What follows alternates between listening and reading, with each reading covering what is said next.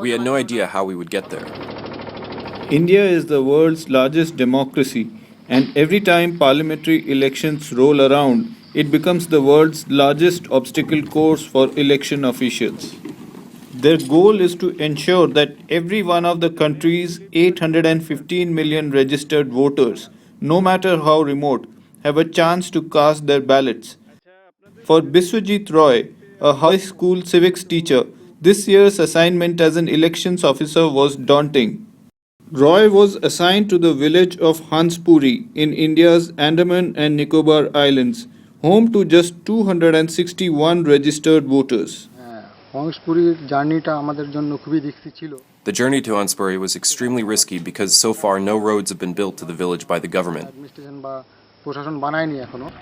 The polling team traveled there in a tipi canoe through crocodile-infested mangrove swamps. Fortunately, we arrived safely and in time. After that, we had to cross ditches on the road over which only tree trunks had been laid. The road was nothing more than a twisted and dusty trail. Finally, we reached the school in Hanspuri with all our polling material. We finished constructing the poll booth by evening and then stayed there overnight. The polling started next day at 7 a.m. and finished by 6 p.m. 80% of Hanspuri's registered voters turned out. I've been voting so that we have some facilities, roads, electricity, and water supply. Nothing has happened so far. The morning after the vote, Mr. Roy's team still had to make it home. We started on our journey back at dawn the next day.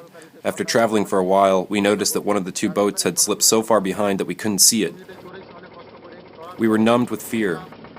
Immediately, we asked our boatman to turn back, and after some time, we saw that the boat had stopped because its propeller had broken and it was stranded near a creek. The